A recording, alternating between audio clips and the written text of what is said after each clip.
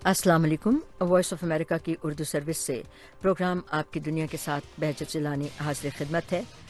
मेरे साथ प्रोड्यूसर हैं यास्मीन जमील और इंजीनियर हैं पीटर हनले।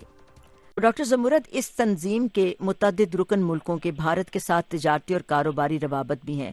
क्या आप समझती हैं कि इससे कुछ दबाव पड़ेगा भारत को किसी तरह अपने रवैयों में नरमी करने का इन श्रीनगर के अंदर, या जम्मू कश्मीर कह लीजिए?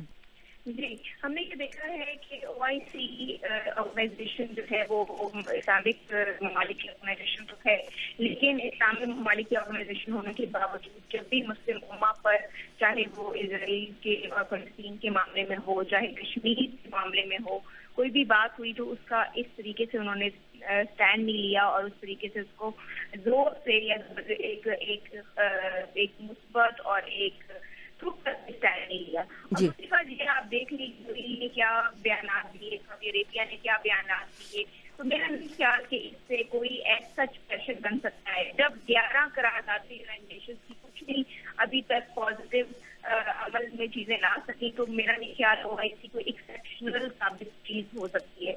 यहाँ पर 2-3 चीजें बड़ी अहम है। ये भी देखना है कि पाकिस्तान की खारजा पॉलिसी का जो अब हम रुख देख रहे हैं वो तारीखी रुख है जो पहले नहीं देखा गया। और हमने देखा अगर इसको पहले से पाकिस्तान खारजा पॉलिसी का एक अहम हिस्सा समझता और मुख्तलिफ फोरम्स पर उठाता, तो आज जो हमें सिचुएशन का सामना करना पड़ रहा है वो ना करना पड़ता।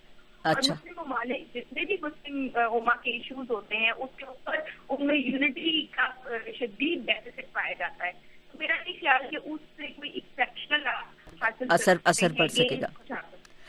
डॉक्टर अवान से आपको एक कमेंट करते हैं, आखिरी 2 मिनट होंगे हमारे तज्जियाकारों के पास। और डॉक्टर अवान, PTI हुकूमत की 2 बड़ी नुमाया कामयाबियां और 2 बड़ी नुमाया नाकामियां आपके ख्याल में इस 1 साल के दौरान क्या रही?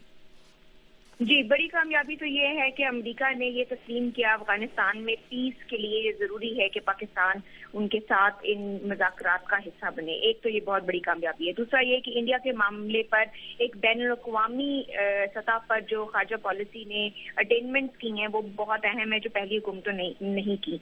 और डोमेस्टिक अगर चैलेंजेस की बात करें और उसमें हम देखें कामयाबियां, तो हमें ये पता चलेगा कि civil military leadership under the umbrella जो है सारे काम हुए। दोनों सिविल और मिलिट्री लीडरशिप, पहली बार ऐसा हुआ कि वो इकट्ठे हर मामले के ऊपर कोऑर्डिनेशन के साथ और मुख्तलिफ मीटिंग्स के बाद रिजल्ट्स की तरफ जाते हैं।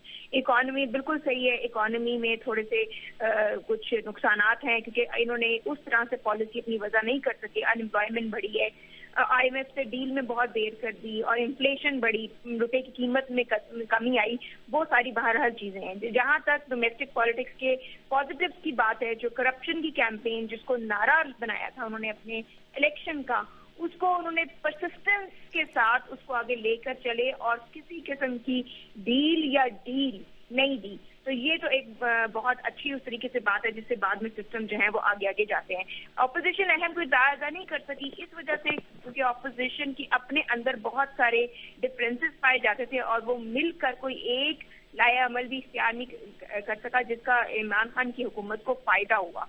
तो ये तमाम चैलेंजेस दोनों साइडों पर हमें नजर आते हैं।